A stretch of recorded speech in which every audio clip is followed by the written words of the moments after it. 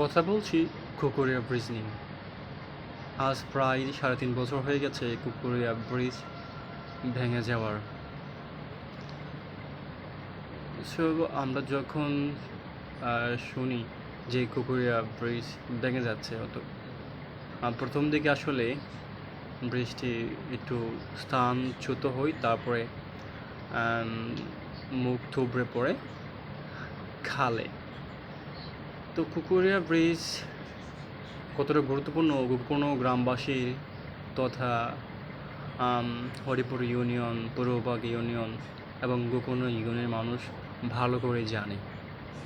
কিন্তু পরিতাপের বিষয় হচ্ছে, উক্ত ইউনিয়নগুলোর মানুষ বারংবার দাবি করছে যে কুকুরিয়া ব্রিজ কেন মেরামত বা পুনর্নির্মাণ করা হচ্ছে না। এমনকি আমাদের কোনো গ্রামের মানুষও দাবি করছে, এবং তারা দেখেছে যে বিগত সংসদ, তার পরবর্তী সংসদ, 2-3টা সংসদ নির্বাচিত এমপিগণও আমাদের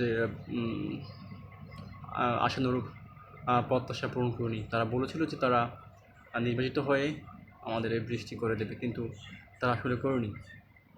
এটা খুবই পরিতাপের বিষয়। তো আমি একজন কোনো গ্রামের সাধারণ মানুষ হিসেবে আমার একটা দাবি আছে। সেই দাবিটা হচ্ছে, আমরা তো অবশ্যই সবাই চাই যে কোনো পুকুরের ব্রিজটা হোক এবং জনদুর্ভোগ দূর হোক। তো তার জন্য অবশ্যই আমাদেরকে গোকর্ণ কুকুরিয়া ব্রিজ কেন ভেঙে পড়েছে এটার কারণ জানতে হবে, এবং অবশ্যই এটা একটা তদন্ত করতে হবে। সেই ব্রিজটা কি সত্যিই বন্যায় বা পানির স্রোতে ভেঙে পড়েছে, নাকি অন্য কোনো কারণ রয়েছে। এর মধ্যে আমরা যদি আপনাদেরকে বলি যে কুকুরের ব্রিজটা আসলে তৈরি করা হয়েছে খুব সম্ভবত 2007 থেকে 8 সালের ভেতরে। তো আর এটা ভেঙে পড়ে 2022 সালের মাঝামাঝি সময়। তো মাত্র একটা ব্রিজ মাত্র 13-14 বছর বছরে কীভাবে একটা ব্রিজ ভেঙে যায়, এটা আসলে কল্পনাতীত। এবং এর মধ্যে অবশ্যই একটা ঘাপলা রয়েছে। আপনারা যদি ব্রিজের আশেপাশে লক্ষ্য করেন তাহলে দেখতে পারবেন, আর ব্রিজের উত্তর পূর্ব পাশে রয়েছে একটা আকাশি অ্যাগ্রো ফিশারি, এবং ব্রিজের নিচে খাল, একটা মহাখাল বলতে পারি।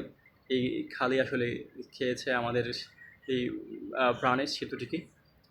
আর সেখানে যারা ভূমিদস্যু নামে পরিচিত ছিল, তারাও এই বৃষ্টির এই করুণ দশার জন্য দায়ী। তারা সেখান থেকে ব্রিজের নিচ থেকে মাটি বিক্রি করেছে এবং মাছের ব্যবসা করেছে। আপনারা গ্রামবাসী অবশ্যই অবগত আছেন যে কুকুরা ব্রিজের নিচে আসলে চমৎকার চমৎকার মাছ পাওয়া যায়, বিশেষ করে ট্যাংরা, যা আঞ্চলিক ভাষায় বলে কটি মাছ।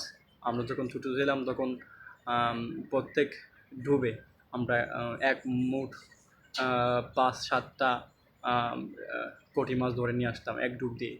বুঝতে পারছেন কী পরিমাণ মাছ সেখানে থাকতো। সেই মাছের লোভে কতিপয় লোক ব্রিজের নিচে গর্ত করে মাটি বিক্রি করে যেন মাছ বেশি পায়, যার ফলে 2022 সালে এসে আমাদের সুন্দর একটা ব্রিজটা আসলে আমরা হারাই।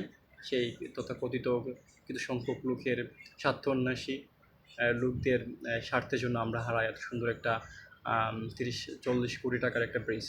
আপনারা যদি মাছের জন্য যদি এই অত বড় ক্ষতিটা করে থাকেন, তাহলে এটার দায়ভার আপনাদেরকে অবশ্যই নিতে হবে।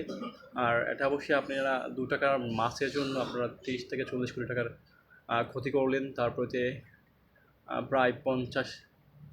প্রায় অর্ধ কোটি মানুষের জীবনের দুর্ভোগের কারণ হলেন।